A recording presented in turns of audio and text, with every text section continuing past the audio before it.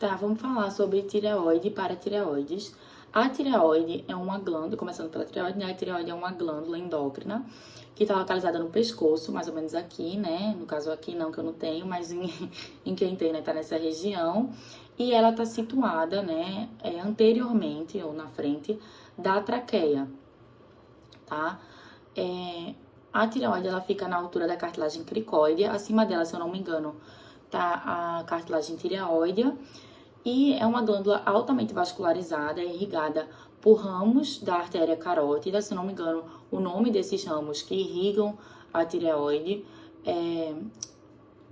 são a artéria tireoide superior e artéria tireoide inferior.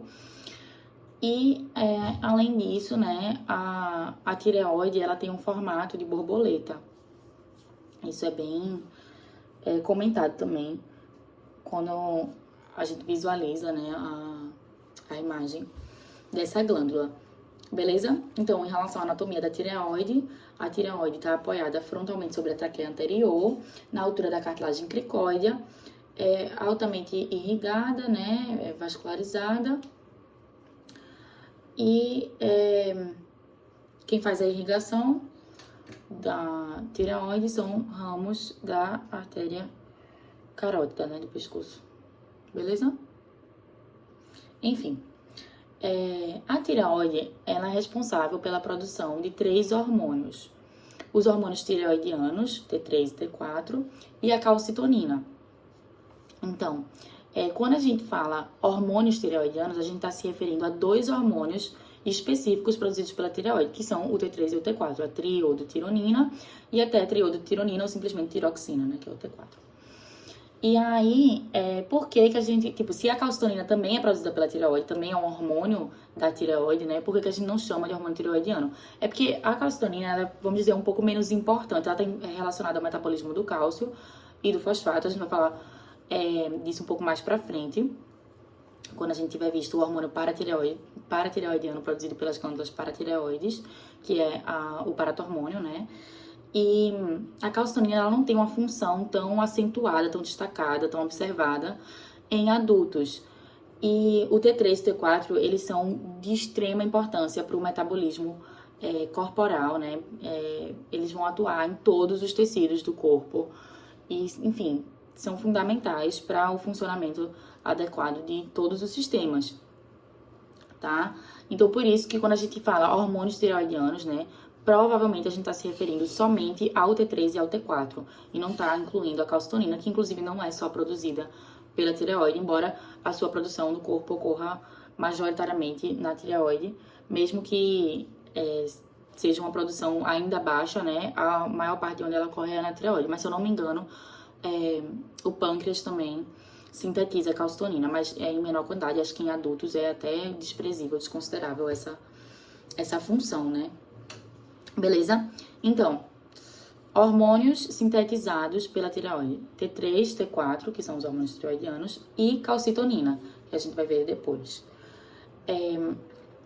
Em relação à histologia da tireoide, a tireoide é formada por células foliculares que formam, né, que compõem o folículo tireoidiano, que é uma estrutura tipo um círculozinho mesmo, em que a circunferência desse círculo é uma camada fina de células, né, um epitélio cúbico simples, que envolve um líquido que fica central, né, chamado coloide. Então, é como se fosse um buraquinho, que é o coloide, é o líquido, onde ocorre a maior parte das etapas necessárias para biossíntese do hormônio tireoidiano. E esse líquido é envolto, ele é revestido, preenchido, enfim, envolvido mesmo, por um epitélio cúbico simples, né? E esse epitélio cúbico simples com o coloide formam o folículo. Então, as células foliculares da tireoide, né, elas são bem características, é uma lâmina, assim, bem memorável, bem marcante, porque você consegue observar bem bonitinho lá os folículos, né, o epitélio ao redor e o coloide, assim, no meio. E entre os folículos tireoidianos, a gente tem as células parafoliculares, ou também chamadas de células C, que são responsáveis pela produção de calcitonina. Então, as células foliculares, os folículos, vão sintetizar T3 e T4, e as células C, ou células parafoliculares, que ficam entre os folículos, sintetizam calcitonina, beleza? Aí, em relação aos hormônios tireoidianos, né, ao T3 e ao T4, como é que ocorre a produção deles? Primeiramente, esses hormônios, eles são classificados como hormônios derivados da tirosina. Então, a tirosina é um aminoácido não essencial, ou seja, o nosso corpo produz, que serve como substrato para a produção desses dois hormônios. A tirosina... e aí o T3 e T4, eles são hormônios derivados do aminoácido tirosina. Então, eles podem ser classificados como hormônios proteicos, mas não peptídicos, tá? Os peptídicos também são proteicos, mas os derivados da tirosina, eles são considerados hormônios proteicos, porque são derivados de aminoácidos, né? E os aminoácidos formam as proteínas, beleza? São a base, né? Para síntese das proteínas, ok? Além disso, né? O T3 e o T4, além de hormônios derivados, além de serem classificados como hormônios derivados da tirosina, são lipossolúveis. Então, no sangue, eles precisam ser transportados por proteínas carreadoras até eles chegarem no tecido-alvo ou nos tecidos-alvos, tá? E aí, isso dá um tempo de meia-vida a eles, mais prolongado, beleza? E o que mais? A tireoide também tem uma particularidade, né, bem interessante, que é a necessidade do iodo, da presença do iodo para a síntese do hormônio tireoidiano. E o iodo é um mineral que a gente adquire através da dieta, então a gente precisa obter por meio da alimentação, né? E a ingestão adequada, recomendada de iodo para um adulto normal é de pelo menos 150 microgramas por dia, né? E existe uma lei que regulamenta que o sal de cozinha deve obrigatoriamente conter uma quantidade mínima específica de iodo. Então, o sal de cozinha que a gente compra, que a gente consome, é iodado. Pronto, então, né, por lei, né, é obrigatório a adição de iodo no sal de cozinha para evitar, para prevenir a carência de iodo, né, na população. E é isso, beleza? A deficiência de iodo, ela gera um sinal muito característico, que é o bócio, né, que foi considerado bócio endêmico, porque observaram que em muitas regiões, em muitas populações que não tinham consumo adequado desse mineral, né, ficava com uma dilatação, um inchaço muito grande aqui nessa parte do pescoço, que é justamente o crescimento da tireoide por compensação. É como se a tireoide, né, não tá conseguindo captar iodo, não tá conseguindo pegar iodo do sangue, e aí ela cresce pra tentar ver se consegue pegar mais iodo, né? E, enfim, é uma condição que é muito característica em quadros de pacientes com hipotireoidismo, né? O aparecimento desse bócio, beleza? E aí, então, o iodo, tanto o iodo como a tirosina são substratos necessários para a biossíntese do hormônio tireoidiano, beleza? Então, como é que acontece essa produção de T3 e de T4?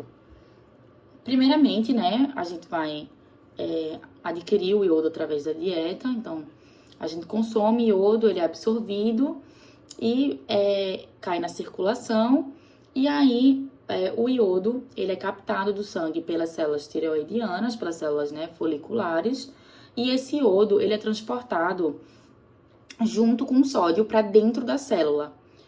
E aí, é um simporte, né, de sódio e iodo, realizado por um transportador chamado de MIS, que se utiliza da energia gerada pela bomba de sódio ATPase, né, que jogou o sódio para fora da célula e o potássio para dentro, e com isso, né, você coloca de volta esse sódio para dentro da célula, e junto puxa o iodo, tá, num simporte chamado simporte sódio e iodo, realizado pelo transportador MIS, tá?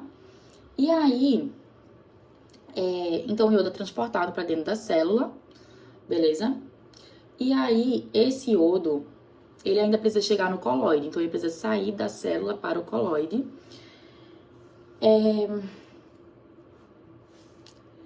E aí, como é que isso acontece? Você tem que, o iodo que está na forma de iodeto, né, ou seja, de íon ânion e menos, vai sair da célula e entrar no coloide através de um transportador chamado de pendrina, que realiza um antiporte de cloro e iodo. Então, você tira o iodo da célula e e joga no coloide e pega o cloro do coloide e joga para dentro da célula. É um antiporte, beleza? Em que você vai ter 2 íons sendo transportados pela membrana plasmática da célula, né? Só que em direções contrárias. Enquanto o iodo sai da célula e vai para o coloide, o cloro sai do coloide e entra na célula, beleza? E esse transporte é realizado pela pendrina, tá?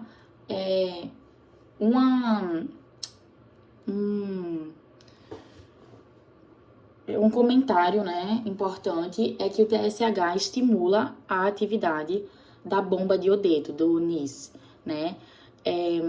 Ou seja, o TSH estimula a captação de iodo pelas células foliculares, as células tireoidianas. Ok? Então, lembra que a gente tem um eixo hipotálamo-hipófise que vai estimular ou inibir, né, diminuir a síntese de T3 e de T4.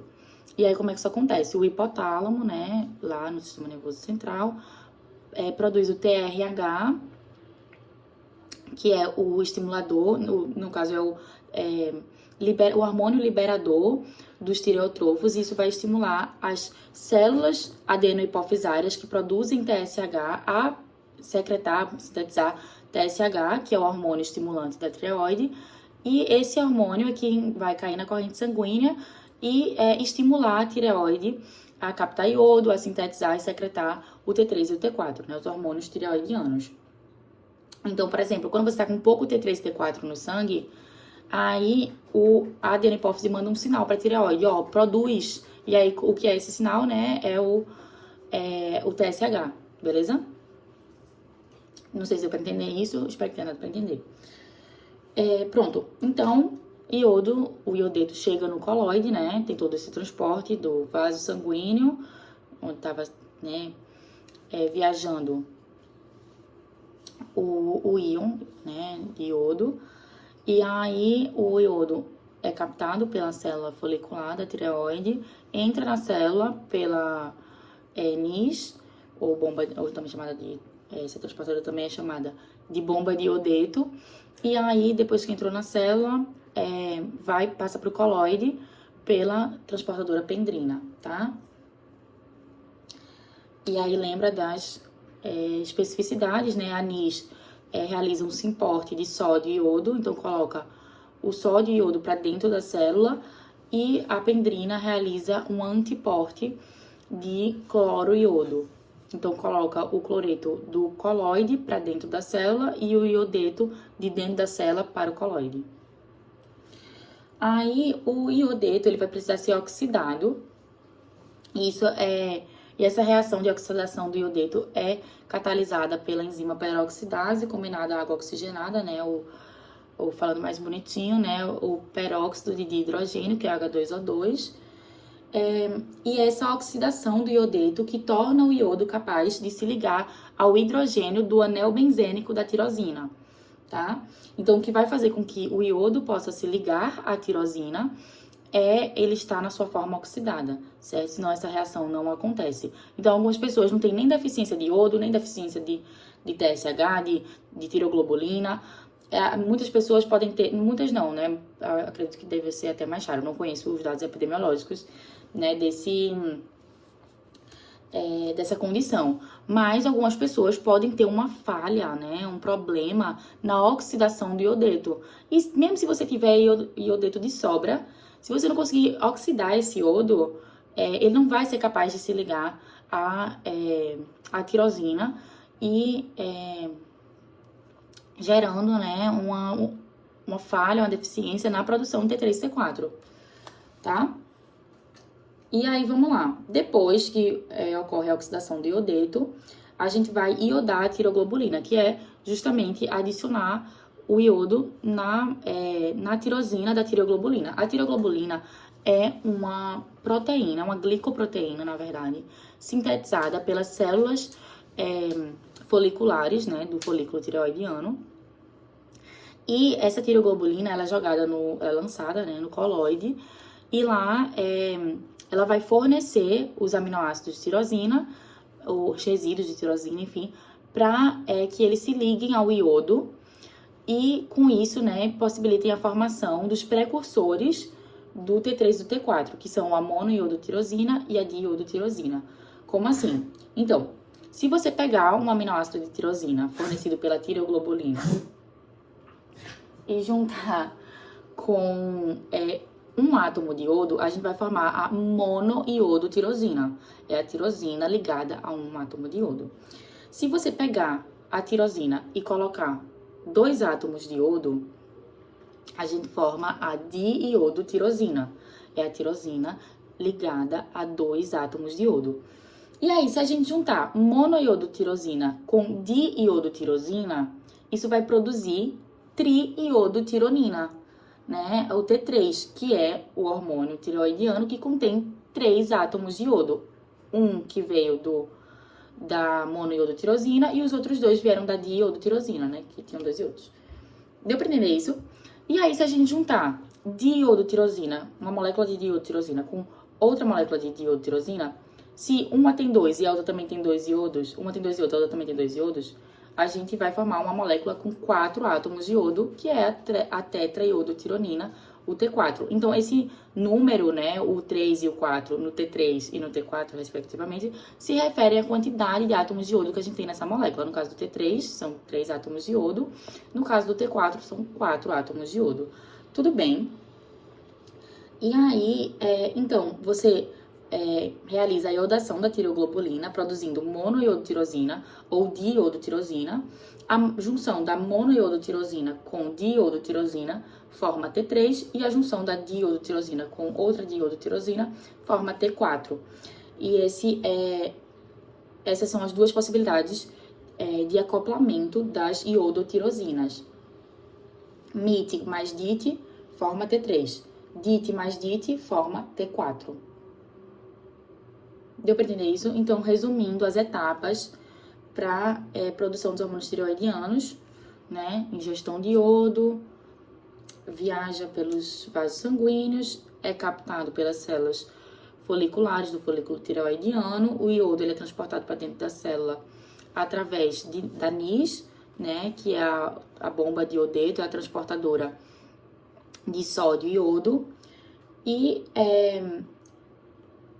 ele entra na célula e aí ele vai para o coloide, né, através da pendrina, que é a transportadora de cloro e iodo, beleza? O TSH estimula a atividade da bomba de iodeto. Portanto, estimulando a captação de iodo pelas células foliculares tireoidianas. Aí, no coloide, né, o iodeto, que é o iodo na sua forma iônica, ele vai ser oxidado e essa oxidação torna possível, faz com que seja possível, né, faz com que seja possível a ligação do iodo à tirosina, tá? E aí, a gente tem a tiroglobulina, que é uma glicoproteína sintetizada pelas células foliculares tireoidianas, que vai tá presente no coloide e contém aminoácidos de tirosina e a tirosina, né, proveniente da tiroglobulina, ela se une ao iodo, podendo se ligar a um átomo de iodo, formando a monoiodotirosina, ou podendo se ligar a 2 átomos de iodo, formando a diiodotirosina. E essas moléculas vão se juntar, formando T3 ou T4. No caso de junção de monoiodotirosina com diiodotirosina, forma T3. No caso da junção de diiodotirosina com outra diiodotirosina, forma T4, tá? Então, essas são as etapas principais, né, da síntese, da formação dos hormônios tireoidianos. o transporte de iodo, a oxidação do iodeto, a iodação da tireoglobulina e o acoplamento das iodotirosinas. E aí, aí você vai pensar, tá, então agora o T3 e T4 estão livres lá no colóide e só precisam ir pro sangue para ter sua ação, né? Só que ainda não, por quê? No colóide, depois que ocorre o acoplamento das iodotirosinas, o T3 e T4 eles ainda ficam ligados às tireoglobulinas, né? A tireoglobulina. E aí eles são englobados pela célula folicular. Então eles voltam para dentro da célula agora, meio que quase prontos. Eu acho que acontece isso por pinocitose, enfim, é por algum mecanismo, né? Lá de formação de vesícula pela membrana plasmática. E aí, essa vesícula vai conter lisossomos que vão quebrar as ligações, né, do T3 ou do T4 à tireoglobulina, disponibilizando, né, o T3 e T4 na sua forma livre para a célula. E aí, ele ainda vai precisar sair da célula e para ter a sua ação endócrina, né? Tudo bem? Aí, a tireoglobulina acoplada ao T3 e T4 no colóide serve como um estoque de hormônio tireoidiano. Vesículas pinocíticas contêm lisossomos. Aí o T3 e T4 ficam na célula e eles são liberados de forma livre depois que ocorre essa digestão por enzimas lisossomais, né? Aí o T3 e T4, na sua forma livre, se difundem, atravessam a membrana plasmática da célula e caem na circulação. Aí, beleza. No sangue, globulina ligadora de tiroxina. Tá, e aí no sangue eles não vão ser... eles não vão circular na sua forma livre. Então, você não vai encontrar o T3 e T4 puros, assim. Porque, efeito, a gente tinha comentado, esses hormônios são lipossolúveis. Então, eles não se solubilizam bem em água, né?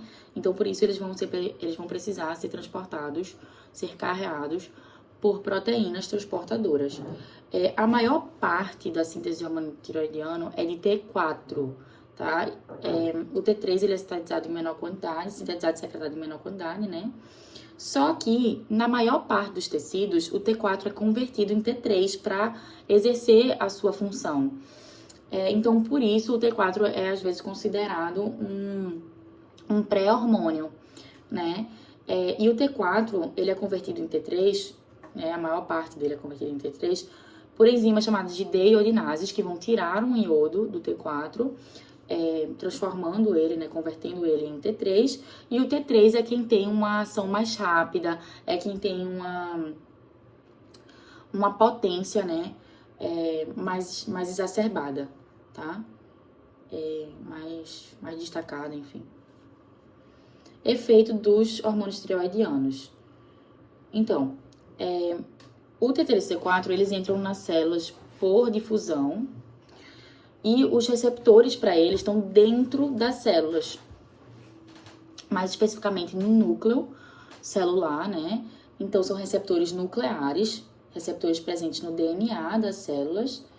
E quando esses receptores são ativados, ou seja, quando você tem a presença de T3 ou de T4 e esses receptores se ligam a esses hormônios, isso vai estimular a transcrição gênica, então vai ativar uma sequência de gene, né, que vai ser transcrita em RNA mensageiro e vai possibilitar posteriormente a síntese, né, de uma proteína por tradução do RNA mensageiro. Aí, os hormônios tireoidianos, eles têm um efeito principalmente na regulação do metabolismo corporal, tá? Aumentando o metabolismo basal, eles aumentam o consumo de oxigênio. Então, com isso, né, aumentam a produção também de gás carbônico, né? E, por consequência, aumenta a frequência respiratória, porque você vai precisar, né, excretar mais esse CO2 que está sendo, enfim, produto aí das reações que usam oxigênio, né? Aí, então, os hormônios tireoidianos têm um efeito calorigênico, liberar calor. Eles modulam as taxas de muitas reações específicas envolvidas no metabolismo. Lembra que o metabolismo são reações que acontecem no nosso corpo. Reações de quebra, no caso do catabolismo, ou de síntese, né, de produção, no caso do anabolismo. E aí, o que é, por exemplo, o anabolismo? Produção, né, de proteína, né, de músculo, fibra muscular e tal, é um exemplo de anabolismo. E o catabolismo, quebra, por exemplo, de gordura, tá? Então, lipólise, né, glicogenólise, tá? Você pega uma molécula maior e quebra ela em partes menores. E as reações catabólicas são reações que liberam energia, tá?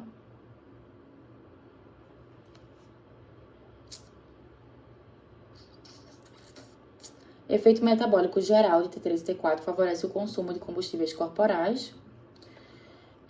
O T3 e T4 são envolvidos no crescimento. Isso é importante, né, para o desenvolvimento, inclusive do cérebro, durante a vida fetal, nos primeiros anos de vida pós-natal. Esse efeito, né, de crescimento se manifesta principalmente em crianças. Então, a deficiência de T3 e T4 na infância, né, pode prejudicar o crescimento.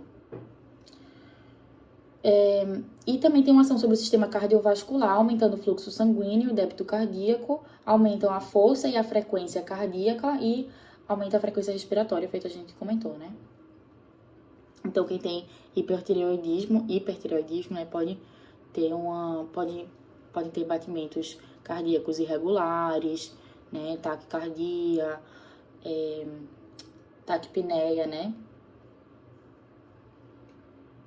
E geralmente ocorre uma perda de peso, né? Um dos sintomas mais comuns, mais frequentes, enfim, mais característicos do hipertireoidismo, né? A pessoa está consumindo muito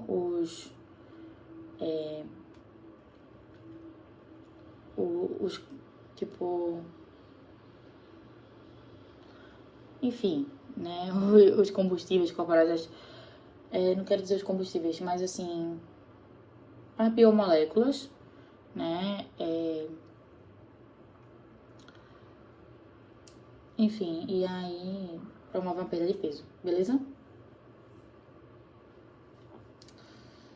Aí, a regulação de T3 e T4 é feita pelo mecanismo de retroalimentação, o feedback, né?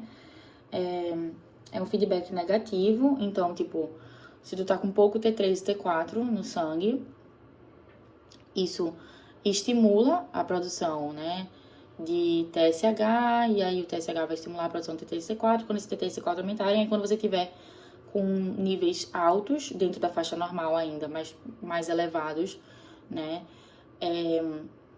de T3 e T4, aí, né, você vai haver um feedback negativo, diminuindo a produção, a secreção de TRH e ou de TSH, beleza? De TRH pelo hipotálamo e de TSH pela adenohipófise. Então, a regulação é dada pelo eixo hipotálamo, hipófise e tireoide. E isso é a tireoide, tá? Eu achei que eu ia falar um pouco mais rápido, mas não foi tão rápido assim. Deixa eu ver se tem alguma coisa que o Bruno colocou, né? Ó, então, tireoide, a glândula tireoide. Vamos fazer um resumão agora, porque eu vou ver as anotações dele. Glândula tireoide, histologia da tireoide. Tem as células epiteliais cúbicas e o coloide, que formam o folículo.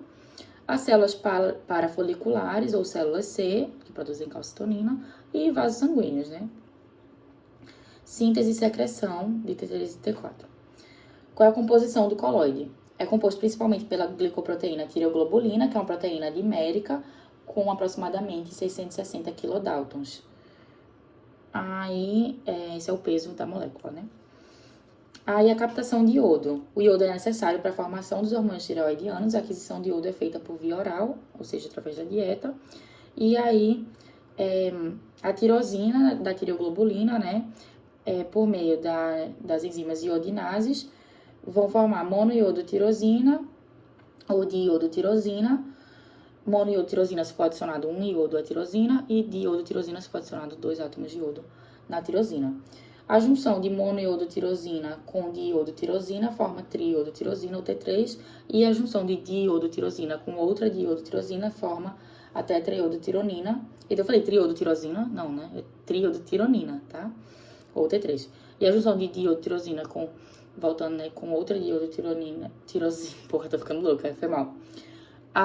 Voltando, a junção de diodotirosina com outra diodotirosina forma tetraiodotironina ou tiroxina, que é o T4, né, um hormônio de ação mais lenta, e que apresenta, né, 4 átomos de iodo na sua estrutura química. O T3 e T4, produzidos e secretados pelas células tireoidianas, estão ligados a proteínas plasmáticas. A globulina ligadora da tiroxina, a pré-albumina ligadora de tiroxina e albumina. E aí são transportados, né, no sangue e são liberados de forma lenta devido à alta afinidade com as proteínas plasmáticas. Possuem efeitos de longa duração pelo mesmo motivo. As ações do T3 são mais rápidas, né, que do T4. O T3 ele é mais potente, e isso ocorre porque o T3 ele tem uma menor afinidade com as proteínas plasmáticas, então ele se desliga logo, né, dessas proteínas, conseguindo, então, né, exercer sua função.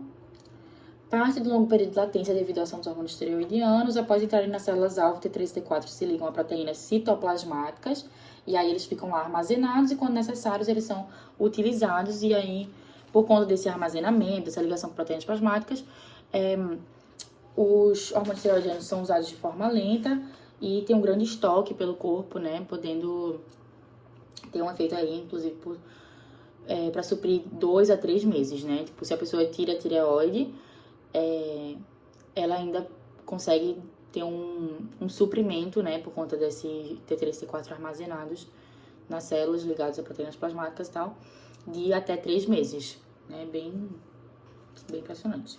E aí o T4, a tiroxina, é o hormônio produzido em maior quantidade. A maior parte do T4 é convertida em T3 para realizar suas funções, e o T3, por sua vez, produzido em menor quantidade, possui menor afinidade às proteínas plasmáticas, e tem uma maior atividade metabólica e uma atividade mais rápida e mais, né, potente.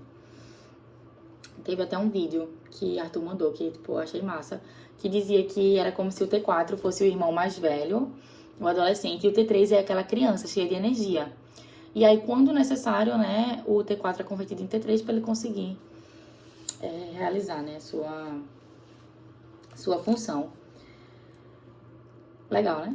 Enfim, e a regulação da secreção dos hormônios tireoidianos, falamos, né, temos os hormônios reguladores, o TRH, que é produzido no hipotálamo, é o hormônio liberador de tireotropina e age na adenohipófise, e o TSH, que é produzido na adenohipófise, é o hormônio estimulador da tireoide, ou também chamado, né, tireotropina, simplesmente, e age nas células tireoidianas, e aí é lá nas células tireoidianas que você vai ter a síntese e a secreção dos hormônios tireoidianos, né, da tiroxina e da triodotironina.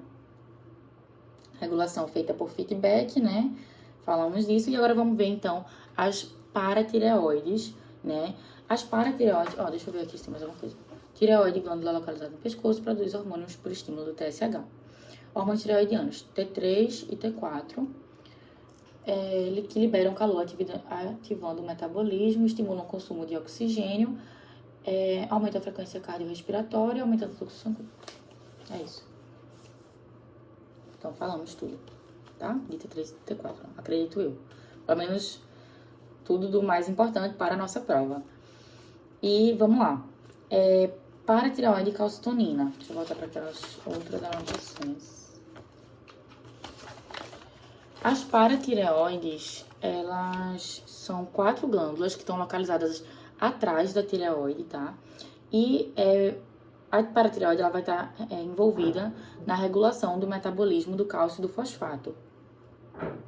O metabolismo do cálcio e do fosfato ele é regulado no organismo humano, né?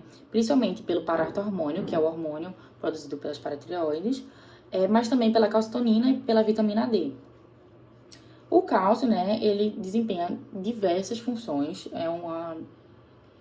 no corpo, né, é um mineral extremamente essencial para que ocorra vários processos mesmo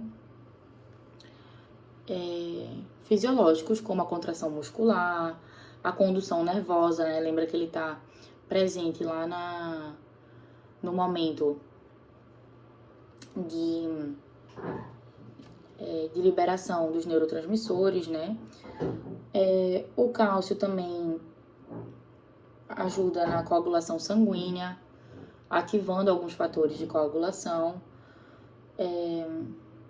Ele ativa e desativa enzimas, é necessário para secreção hormonal, exocitose, enfim. Está presente ali, né, na estrutura óssea. Então, o cálcio, é muito importante, né? Para várias funções ocorrerem, né, de forma adequada, serem realizadas de forma correta pelo nosso corpo. E os fosfatos, né? O fosfato tem como funções, né, energética, está presente na molécula de ATP, que é a nossa moedinha de energia, como diz Priscila, e está envolvido na fosforilação e desfosforilação, né, de várias moléculas. Mas o fosfato a sua regulação não é tão minuciosa, tá? Ele não é tão minimamente regulado, feito o cálcio, tá? E aí, vamos falar, então, das paratireoides. Deixa eu ver se tem alguma coisa. Eu sempre com a minha colinha, né? Para não esquecer de falar nada e para me guiar aqui.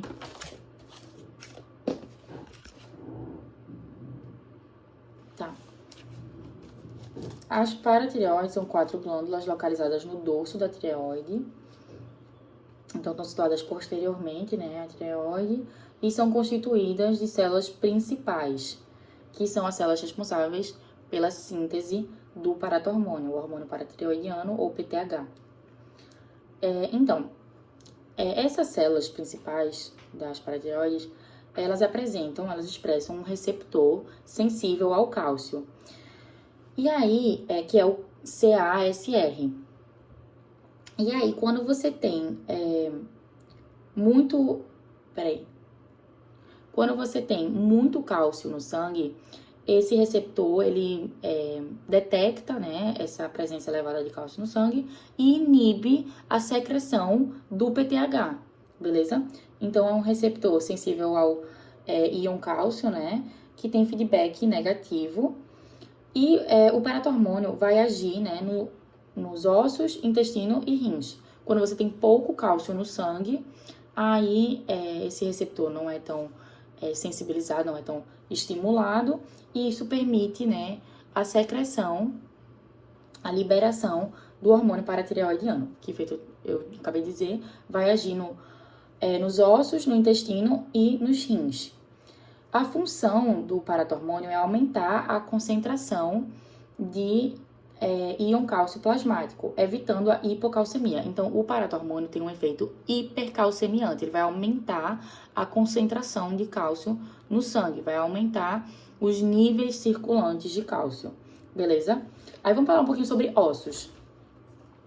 Então, a matriz orgânica do osso, chamada de osteoide, é formada principalmente por cristais de hidroxiapatita, que são substâncias sólidas, né, que, enfim, compõem a estrutura do osso, dando aquela rigidez, e essa substância contém, né,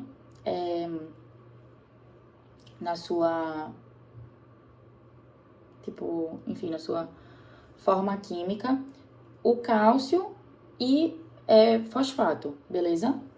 Além disso, a matriz orgânica óssea é também formada por proteínas, como colágeno, e pelas células ósseas. Lembra quem são as 3 células ósseas?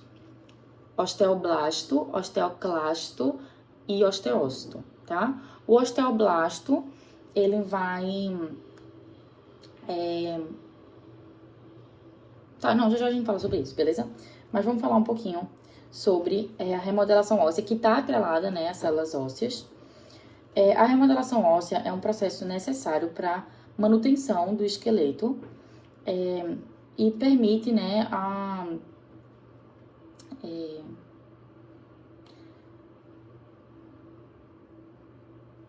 efetividade máxima do osso, né, nos seus usos mecânicos. A remodelação óssea ajuda a manter os níveis de cálcio. O osso compacto é formado por unidades de ósteo, representa 80% do osso, apresenta o canal central e lamelas, né, onde a gente encontra os osteócitos. Enfim, não sei direito o que eu tô falando. Calma, eu vou falar um pouco melhor sobre osso. Vamos falar sobre osso. Importante, tá? Osso, osso, osso. Tecido ósseo.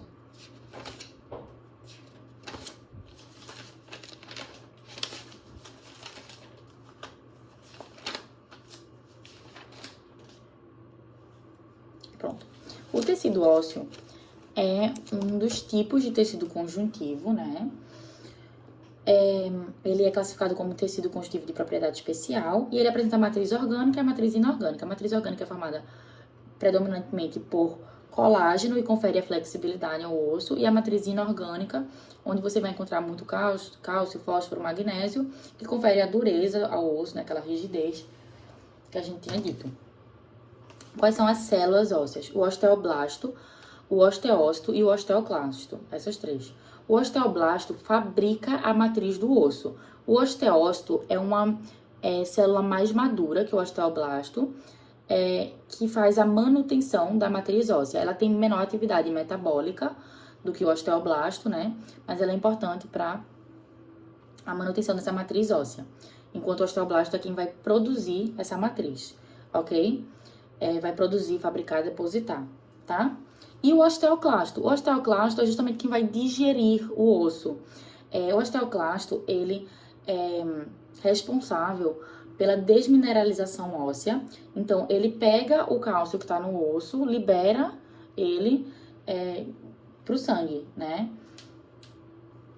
Então, a gente vai ver, né, que o osteoclasto ele tem uma função muito acentuada na presença de PTH. O osteoclasto digere a matriz do osso, é uma célula grande, polinucleada, originada da fusão de monócitos.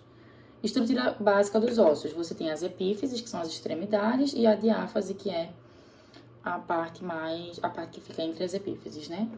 O disco ou placa epifisária, presente nos ossos jovens, né? São uma estrutura que é perdida quando a pessoa cresce. Os ossos servem como a reserva de sais minerais. É um tecido vascularizado e inervado, que serve para proteção, sustentação, né? Enfim, entre outras funções. O processo de ossificação é a substituição de cartilagem em hialina por osso, ocorre no processo, né, de crescimento e desenvolvimento da pessoa. Tem dois tipos de ossificação, né? O endocondral e o intramembranoso. O endocondral ocorre de dentro para fora e ocorre principalmente nos ossos longos, como fêmur, tíbia. E a ossificação intramembranosa ocorre de fora para dentro, né?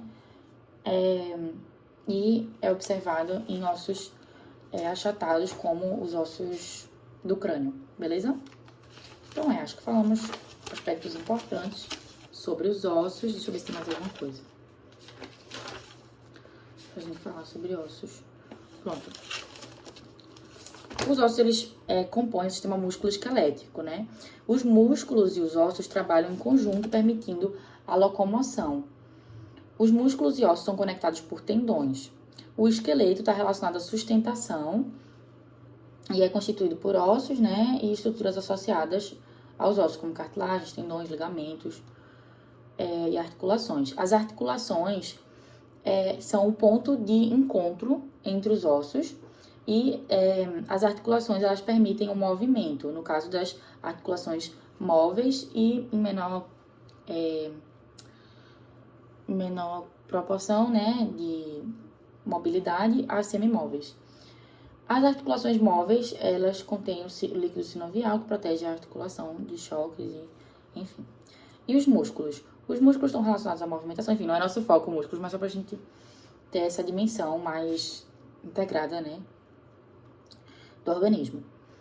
Os músculos são relacionados à movimentação, eles fazem movimento puxando o osso. Para o músculo contrair, ou seja, para a miosina deslizar na actina, é necessário estímulo nervoso, íon cálcio e ATP. A relação músculo-esqueleto permite a locomoção, funciona analogamente a um sistema de alavancas, né, em que você vai ter o osso como você tem, tipo, um osso apoiado, né, pela articulação, a articulação como um ponto de apoio, e aí você aplica uma força nesse osso, e essa força, né, é aplicada através da contração pelo músculo. Acho que é isso, eu não entendo muito de física, mas é alguma coisa assim. Beleza? Aí vamos voltar pro PTH, né, porque qual é a ação do PTH nos ossos?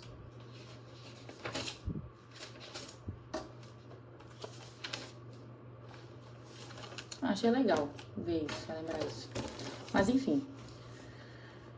Ó, o PTH vai estimular os osteoblastos a secretarem fatores como o CSFM. Esqueci o que é esse fator. É fator de... eu devia ter anotado o nome. Depois eu vou pesquisar, tá? Foi bom. Aí eu coloco na descrição. O CSFM estimula a formação de osteoclastos, a partir dos precursores de osteoclastos, né? Que a gente viu que são os monócitos. E aí, além disso, o PTH vai estimular os osteoblastos a liberarem o ligante Rank, que é uma proteína que vai se ligar a um receptor presente nos osteoclastos. E o nome desse receptor é Rank. Então, o ligante Rank se liga ao Rank. Então, ligante Rank sintetizado e liberado pelos osteoblastos e por estímulo, né, do paratormônio, e esse ligante Rank vai se ligar ao Rank, que é o receptor de ligante Rank presente na membrana dos osteoclastos. Ficou claro isso? Eu fico querendo repetir o tempo todo porque eu não sei se ficou claro. Mas basicamente isso vai ativar os osteoclastos, né?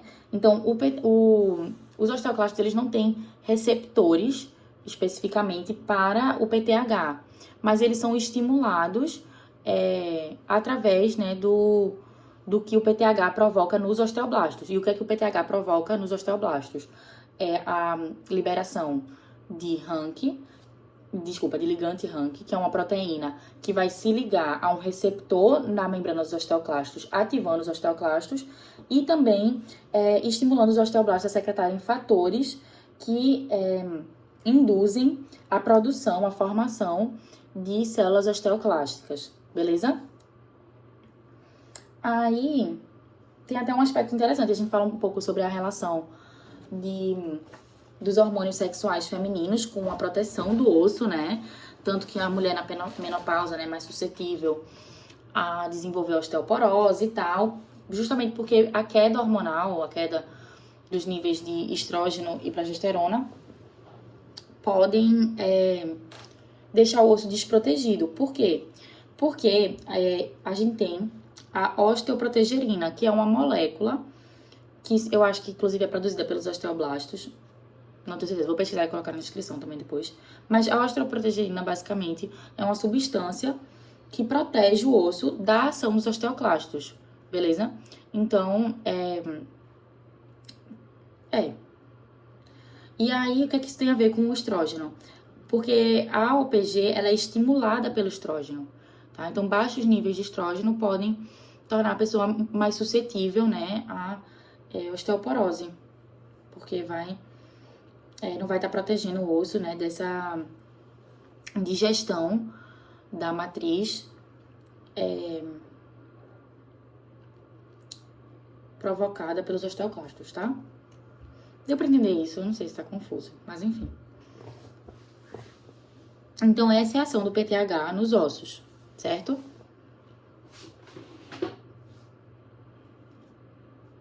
Tipo, em resumo, o PTH estimula a ação dos osteoclastos. Só que ele não age diretamente no osteoclasto, porque o osteoclasto não tem receptor para PTH, beleza? Então, o PTH vai agir nos osteoblastos, estimulando a formação de osteoclastos pelos osteoblastos. Os osteoblastos vão produzir fatores que induzem a formação de osteoclasto e o PTH vai agir no osteoblasto, estimulando, né, a liberação de ligante Rank, que vai ser secretado e vai se ligar, vai ser liberado, né, pelo osteoblasto e vai se ligar ao Rank, ativando, né, acentuando a atividade osteoclástica, beleza?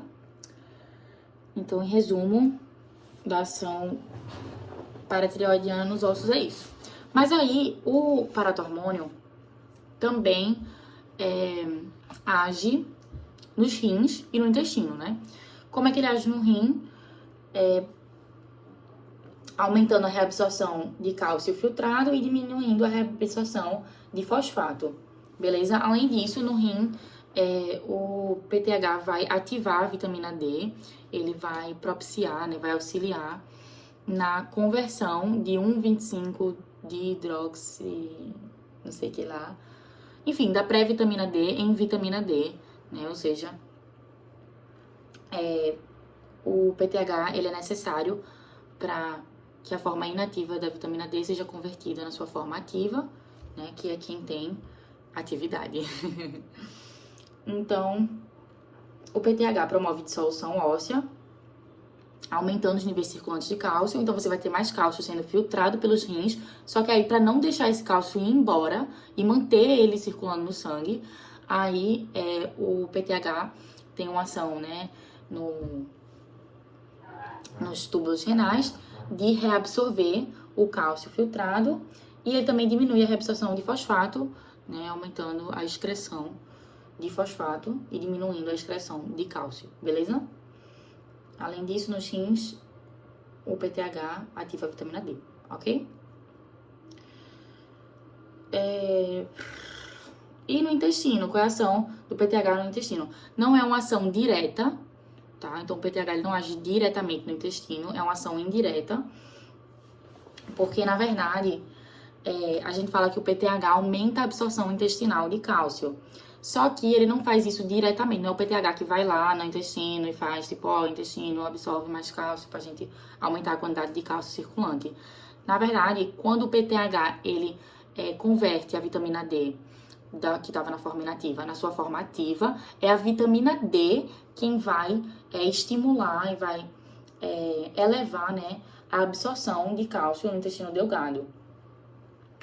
Então, o PTH, ele indiretamente aumenta a absorção de cálcio e fosfato no intestino delgado, porque ele ajuda a ativar a vitamina D, que é quem diretamente, né, aumenta a absorção de cálcio e fosfato,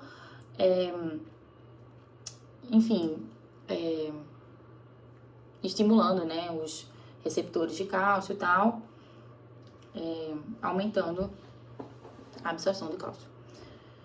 Aí a gente tem a vitamina D, tem a D3 e a D2. A D3 é a 7-dehidrocolesterol, a precursora dela, né, no caso, que está presente na pele e ela é pré-ativada através dos raios ultravioletas, né, da exposição ao sol.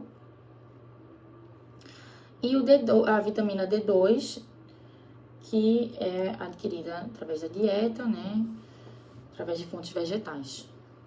Então, no intestino delgado, a gente tem as proteínas que absorvem cálcio e a vitamina D age justamente aumentando a absorção desse cálcio para essas proteínas.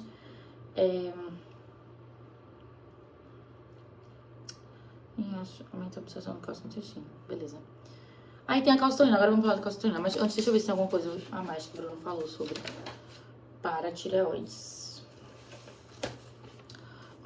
Glândula paratireoide, formada por células principais, que são responsáveis pela síntese do hormônio paratireoidiano, ou seja, as células principais produzem PTH. Tem as células oxifílicas, que são células principais modificadas, que não mais produzem PTH e não têm uma função conhecida. E os vasos sanguíneos, né? Que irrigam, né, e drenam a glândula. Aí a remoção de até 50% das glândulas não representa prejuízo fisiológico. A remoção de 75% das glândulas provoca hipoparatireoidismo transitório. As glândulas restantes possuem alta capacidade de hipertrofia compensatória. Hormônio paratireoidiano e calcitonina. Formação do PTH, né? Primeiro você forma um pré-pró-hormônio, aí você cliva ele, tira alguns aminoácidos dele, produzindo um pró-hormônio, que em seguida, né, quando necessário, é ativado no hormônio, né, o PTH, que é quem tem ação, né, que tem atividade, função fisiológica e tal. Então, o PTH é sintetizado pelas células principais da paratireoide, atua no equilíbrio entre absorção e depósito de cálcio do tecido ósseo. As células ósseas especializadas são responsáveis por promover depósito de cálcio nos ossos, no caso dos osteoblastos, ou por promover a absorção de cálcio dos ossos, no caso do osteoclasto, né, que vai digerir a matriz óssea. Ações do PTH. Induz aumento na concentração extracelular de cálcio, aumenta a absorção de sais de cálcio e fosfato dos ossos, aumenta a absorção de cálcio e fosfato pelo intestino, diminui a excreção renal de cálcio, aumenta a excreção renal de fosfato. Secreção é estimulada pela diminuição na concentração plasmática de cálcio. E a gente tem que o PTH, né, tem um efeito, né, osteolítico e também promove proliferação de osteoclastos a longo prazo, beleza? A osteólise é um processo, né, de digestão, de quebra do osso, de liberação do cálcio que estava lá grudadinho no osso, né, para ser liberado no sangue, jogado no sangue, né? Osteócitos e osteoblastos apresentam receptores para o paratormônio. São reconhecidos como depositários de cálcio, realizam a absorção de cálcio através da membrana osteocítica. O PTH ativa os canais de cálcio presentes na membrana pelo aumento da permeabilidade da membrana. E a proliferação de cálcios é o PTH estimulando a proliferação de osteoclastos, ativando a absorção óssea dependente de osteoclastos indiretamente. Osteoclastos não expressam receptor para o paratormônio, aquilo que a gente tinha falado. Então, os osteoclastos eles são ativados indiretamente através de um sinal de osteoblastos e osteócitos. Secreção ou infusão contínua e prolongada de PTH levam ao enfraquecimento ósseo, porque aumenta a quantidade de osteoclastos, né, aumenta a atividade deles, aumenta a absorção óssea, enfim, e vai formando cavidades ósseas com presença de grandes osteoclastos multinucleados. E agora, por fim, eu vou falar da calcitonina. A calcitonina é um hormônio peptídico com funções, né, e efeitos antagônicos aos do PTH. E a calcitonina é produzida nas células C da glândula tireoide, né? E está relacionada à manutenção da integridade do esqueleto. Então, quando você tem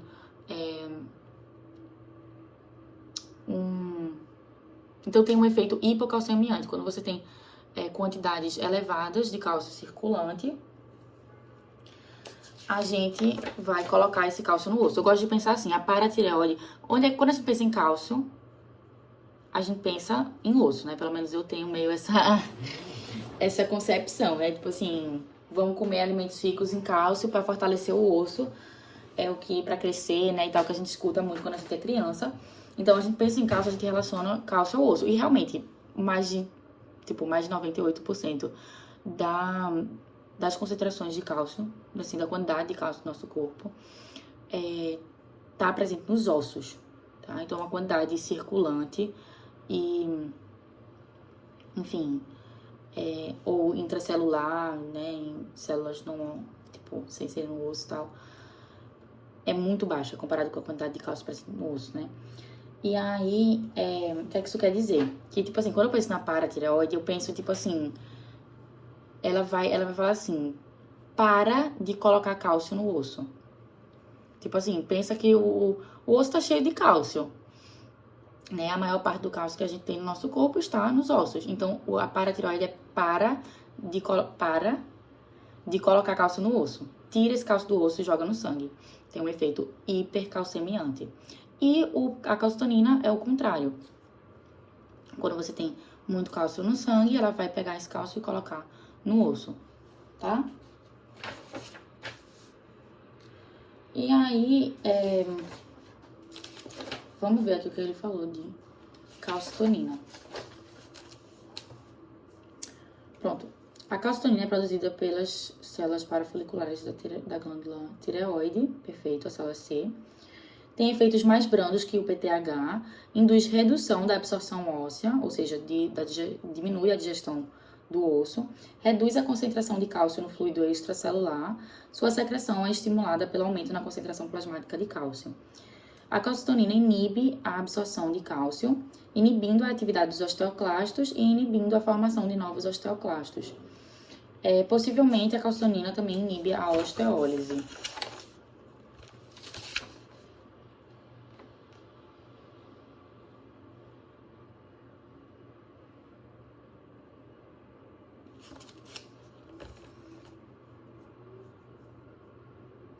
Aí, PTH versus calcitonina. A calcitonina apresenta pouca atividade em adultos, pois a razão absorção por depósito de cálcio é pequena. Ok. Então, a quantidade que você absorve é praticamente a quantidade que você deposita, né? Além disso, mas em crianças, né? A absorção é maior porque aquele osso está em constante renovação e tal, tá crescendo.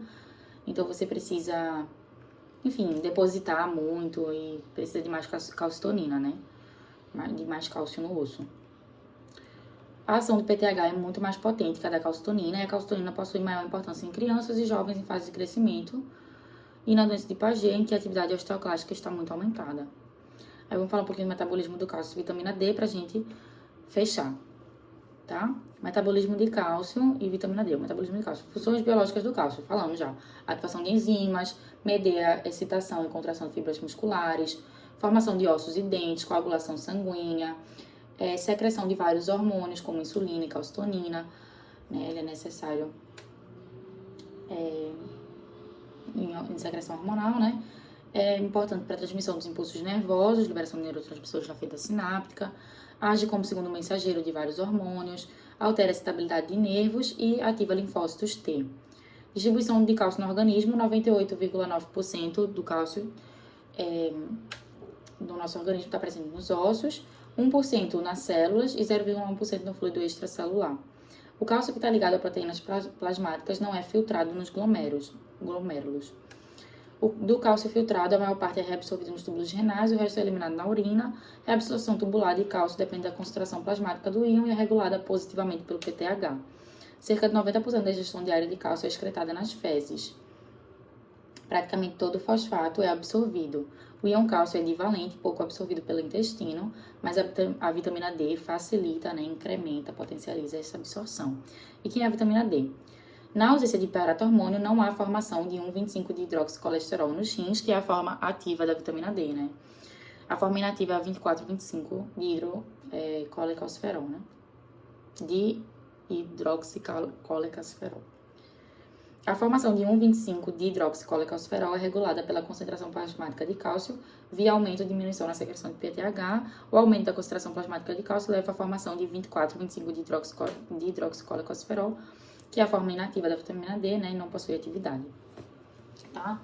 Então, é isso de tireoide, de tireoide. Falamos primeiramente de T3 e de T4, como ocorre sua síntese e quais as funções, os efeitos desses hormônios. Depois fomos para as paratireoides, estudar o metabolismo do cálcio, né, pela secreção de paratormônio, que vai aumentar os níveis circulantes de cálcio, e outros hormônios envolvidos na regulação, né, do metabolismo desse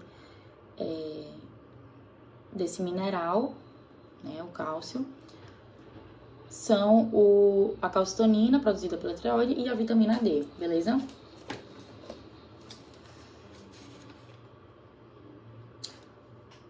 Ó, hormônio paratireoidiano. O paratormônio aumenta a liberação de cálcio no sangue, diminuindo o depósito nos ossos, aumenta a reabsorção de cálcio nos rins, aumenta a absorção intestinal, aumenta a concentração de cálcio no sangue, antagônico à calcitonina. E a calcitonina diminui a liberação de cálcio no sangue, aumentando o depósito nos ossos. Diminui a concentração de cálcio no sangue, diminui a reabsorção de cálcio nos rins. Belesma de Creuza. Eu tô meio desconfiada. Eu tenho uma anotação que eu acho bem legal, tá? Ai. Sistema endócrino. Já tá muito grande o vídeo, velho. Meu Deus. Enfim, peraí. Ó. Sobre a regulação do PTH e da calcitonina, né? Se você diminui a concentração de cálcio no sangue, aí isso estimula a secreção de paratormônio. O paratormônio vai aumentar a absorção intestinal de cálcio, aumenta a reabsorção de cálcio nos ossos, nos rins, desculpa, aumenta a liberação dos ossos, e aí isso aumenta os níveis circulantes de cálcio. Aí quando você tem um aumento na concentração sanguínea de cálcio, né, aí você secreta a calcitonina, que vai aumentar o depósito de cálcio nos ossos, diminuindo a concentração de cálcio no sangue e estabelecendo, né, esse ciclo, tá? Deixa eu ver se tem mais alguma coisa.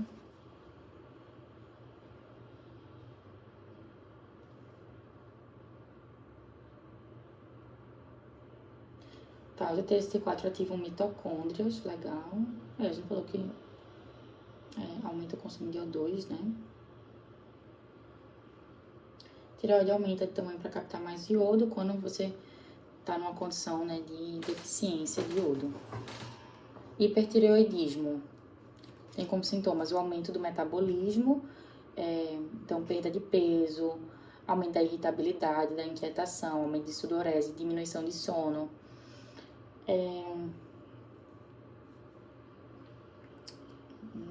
Bócio tóxico, exoftalmia, que é o bócio exoftálmico.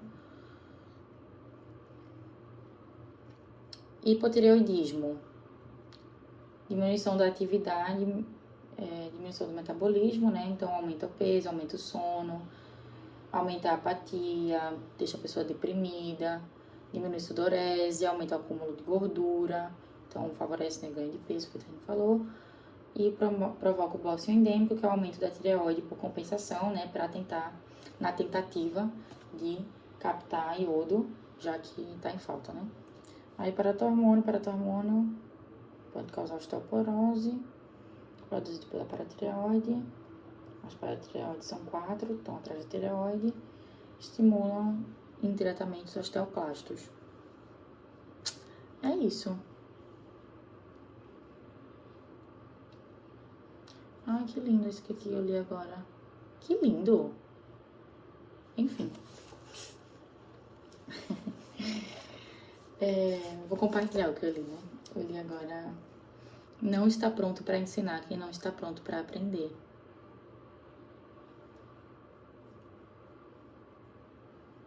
Massa. É isso, finalizamos a parte de tireoide para tireoide. Ficou bem maior o vídeo, né, do que eu esperava. Mas eu espero que tenha dado para entender. Né, fui bem repetitiva, feita eu sempre sou, pra tentar deixar o mais acertadozinho possível, né? E é isso.